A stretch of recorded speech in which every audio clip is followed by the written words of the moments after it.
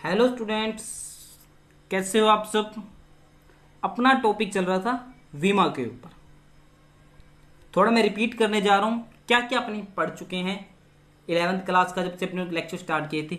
सबसे पहले अपने को पढ़ा था फिजिक्स के बारे में। उसके बाद अपनों ने कुछ राशियां पढ़ी थी, मूल राशियां, व्युत्पन्न राशियां। ठीक है, उसके बाद मात्रक पद्धतियां पढ़ी थी, एफपीएस, सीजीएस, एमकेएस, एसआई। जो एसआई मात्रक पद्धति थी, क्या थी? एसआई मात्रक पद्धति किसका संशोधित रूप थी? एमकेएस पद्धति का। एमकेएस पद्धति में हमने लंबाई को किस में नापते हैं? मीटर में। लंबाई को मीटर में, द्रव्यमान को किलोग्राम में, और समय को सेकंड में। जितने भी अपने विमीय सूत्र लिखेंगे वो सारे के सारे मात्रक अपने एसआई में लिखे जाएंगे। मतलब एमकेएस पद्धति में मात्रकों को लेकर फिर उसका विमीय सूत्र लिखेंगे। हमेशा एमकेएस पद्धति का ही यूज करना है अपने को मात्रकों में। किसका? अगर वो बोले सीजीएस में, तब अपने को सीजीएस में निकालना है, वरना किस में बात करनी है अपने को? एमकेएस पद्धति में, जिसमें लंबाई को मीटर में, द्रव्यमान को किलोग्राम में, समय को सेकंड में। 99% अपने एमकेएस पद्धति का यूज करेंगे। ठीक है। विमीय सूत्र लिखने से पहले अपने को जिस राशि का विमा निकालनी है वो राशि लिखो पहले। जैसे घनत्व की विमा निकालनी है तो घनत्व लिखो। ठीक, उसके बाद उसका सूत्र लिखो, उसके बाद उसका मात्रक लिखो एमकेएस पद्धति में, फिर उसकी विमा लिखो। ये प्रोसेस अपने को पता होना चाहिए। सूत्र आपको पता है या नहीं पता ये कोई डिपेंड नहीं करता, अपने को बस निकालना चाहिए, मात्रक निकालना चाहिए। कैसे निकालते हैं एमकेएस पद्धति में और विमा, एक बार अपने को सीखना है। जैसे जैसे अपने ये फॉर्मूले रिपीट होते जाएंगे वैसे वैसे अपने को सूत्र भी याद रहने लग जाएंगे। ठीक है, फिर अपने डायरेक्ट भी अपने विमा लिख सकते हैं। तो सबसे पहले आज अपने बात करें घनत्व की विमा। कुछ विमाओं की बात अपने पिछले लेक्चर में कर चुके हैं, कुछ विमाओं की बात अपने आज करेंगे। तो जो घनत्व की विमा के लिए अपने को सबसे पहले घनत्व लिखो, फिर उसका सूत्र। सूत्र क्या होता है घनत्व का? द्रव्यमान बटा में आयतन। अब आयतन क्या होता है? लंबाई गुणा चौड़ाई गुणा ऊंचाई, और क्षेत्रफल क्या होता है? लंबाई गुणा चौड़ाई। ठीक है, अब बात करते हैं द्रव्यमान। द्रव्यमान को किस में नापते हैं? किलोग्राम में। किलोग्राम लिख दिया। अपोन का निशान है, बटा का निशान है, बटा का लगाऊं। आयतन क्या हो जाएगा? लंबाई को अपने किस में नापेंगे? मीटर में। चौड़ाई को मीटर में, ऊंचाई को मीटर। दूरी कोई भी उसको अपने मीटर में नापेंगे एमकेएस में। तो metre into metre into metre, तो क्या होगा? Metre cube. सही लिखा तो किलोग्राम मीटर की पावर -3, क्यों? अपोन में 3 था, ऊपर आके क्या हो जाएगा? -3। अब लिखो विमा। विमा के लिए सबसे पहले अपने को क्या लिखेंगे? बड़े कोष्टक में एम एल टी। एम का मतलब द्रव्यमान, मास। किलोग्राम की पावर कितनी है? 1। एल मतलब मीटर की पावर कितनी है? -3। क्या टी आ रहा है? नहीं आ रहा तो 0 कर दो। ठीक है, ये होगी घनत्व की विमा। ठीक, अब बात करते हैं जड़त्व आघूर्ण। जड़त्व आघूर्ण को अपने आई से भी रिप्रेजेंट करते हैं। इसका फॉर्मूला होता है mr²। एम का मतलब द्रव्यमान, आर का मतलब दूरी का स्क्वायर। तो द्रव्यमान इंटू में दूरी का स्क्वायर। द्रव्यमान को किस में नापेंगे? किलोग्राम में। दूरी किस में नापते हैं?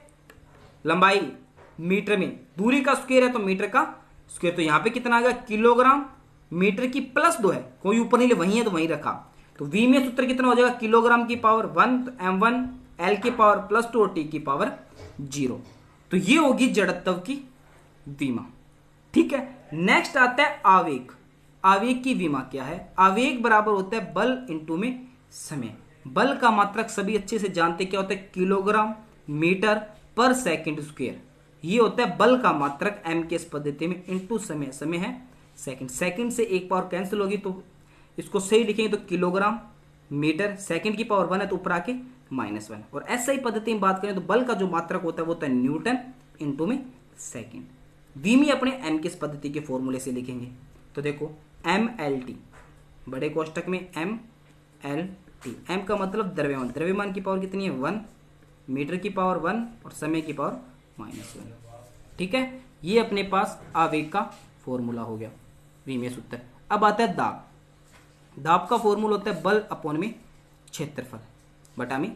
सबसे पहले बल का मात्रक क्या होता है? एमकेएस पद्धति में बहुत बार निकाल चुके हैं, किलोग्राम इंटू मीटर पर सेकंड स्क्वायर। बटा में क्षेत्रफल है तो क्षेत्रफल का हो जाएगा मीटर स्क्वायर। क्षेत्रफल होता है लंबाई गुणा चौड़ाई। लंबाई का m इंटू चौड़ाई का m, तो मीटर स्क्वायर। सोल्व के मीटर से एक पावर कैंसिल होगी, मीटर ऊपर जाएगा तो -1 और सेकंड स्क्वायर ऊपर जाएगा तो सेकंड की पावर -2। और वैसे दाब का मात्रक होता है न्यूटन पर मीटर स्क्वायर। बल का न्यूटन अपॉन में क्षेत्रफल का मीटर स्क्वायर। तो v में सूत्र कितना हो जाएगा, m की पावर 1 l की पावर -1 t की पावर -2।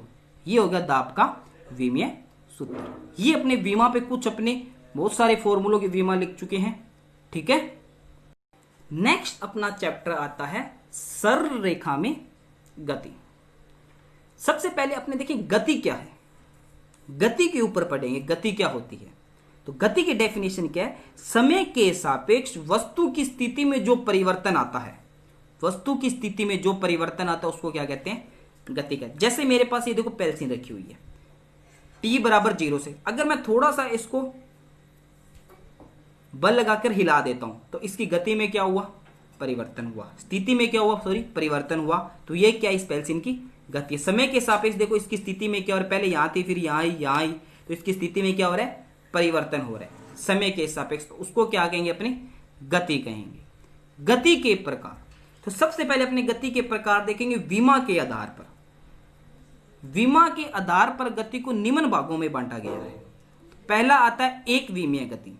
एक विमीय गति का मतलब होता है अगर कोई वस्तु एक ही दिशा में गतिशील है, एक ही दिशा में गतिशील है। देखो, यदि किसी वस्तु की गति एक सरल रेखा के अनुदिश होती है तो ऐसी गति को क्या कहते हैं, सरल रेखा। मतलब एक ही रेखा, मतलब सरल रेखा में गतिशील है तो उसे एक विमीय गति कहते हैं। एग्जाम्पल की बात करें, सीधे रेल पथ पर ट्रेन की गति, जो ट्रेन होती है वो एक ही दिशा में गतिशील होती है, और अगर अपने एक सीधे पाइप में गेंद को फेंके तो वो भी एक ही दिशा में क्या होगी, गतिशील होगी। डेफिनेशन से पता है, एक विमीय गति यदि किसी वस्तु की गति एक सरल रेखा या एक ही दिशा में होती है तो वो क्या होती है, एक सरल रेखीय या एक विमीय। एग्जाम्पल भी बता दिया मैंने आपको। नेक्स्ट बात करते हैं द्विविमीय गति। द्विविमीय गति मतलब जिसके दो दिशाएं हो, दो निर्देशांक हो। निर्देशांक मतलब होता है एक्स वाई जेड, तीन निर्देशांक होते हैं, एक तो X axis, Y axis, Z axis. द्विविमीय का मतलब यदि कोई वस्तु एक तल में गति करती है, एक तल में गति करती है तो वस्तु की गति में दो निर्देशांक होते हैं, तो ऐसी गति द्विविमीय। जैसे ये पेंसिल है, एक तल में गति कर रही है, इधर जा रही है, इधर जा रही है, इधर जा रही है, तो इसके कितने निर्देशांक होंगे, एक तो एक्स एक्सिस होगा, एक वाई एक्सिस होगा। मतलब दो निर्देशांक होंगे सिर्फ इसमें, एक्स वाई हो सकता है, वाई जेड हो सकता है, एक्स जेड हो सकता है, निर्देशांक सिर्फ दो ही हो। जैसे वृत्ताकार पथ पर गतिशील कण की गति, जैसे मैं कोई वृत्ताकार पथ बना रहा हूं, ठीक है, इस पर मान लो कोई कण गति कर रहा है इस प्रकार, तो इसके दो निर्देशांक हो गए, एक तो ये एक्सिस एक्सिस हो गया और एक ये वाई एक्सिस हो गया, ठीक है। और किसी कोण पर फेंकी गई गेंद की गति, देखो नाम से ही पता चला लो, एक विमीय गति एक दिशा में, द्विविमीय गति दो दिशा में, त्रिविमीय गति तीन दिशा में। अब नेक्स्ट आती है त्रिविमीय गति। यदि वस्तु आकाश में इस प्रकार गति कर रही हो कि उसकी स्थिति को निरूपित करने वाले तीन निर्देशांक हो, तो ऐसी गति त्रिविमीय गति कहलाती है। जैसे कोई आकाश में पतंग उड़ रहा है या कोई पक्षी उड़ रहा है, तो वो क्या है, हवा में है, हवा में कितने निर्देशांक होते हैं, तीन। एक्स एक्सिस भी होगा, देखो मान लो ये बात करो, ये हवा पे है, ठीक है, हवा में उड़ रहा है, तो इसका ये एक्स एक्सिस हो जाएगा, ये वाई एक्सिस हो जाएगा और ये जेड एक्सिस हो गया। मतलब तीनों दिशाओं में उसके निर्देशांक समय के साथ क्या होंगे, परिवर्तन होंगे। तो ये थी गति के विमा के आधार पर। तीन प्रकार की होती है, एक विमीय, द्विविमीय, त्रिविमीय। तीनों को डिटेल से पढ़ा, एग्जाम्पल बताए, इसके बारे में आप पढ़ भी चुके हो कि गतियां क्या होती है, ठीक है। Thank you.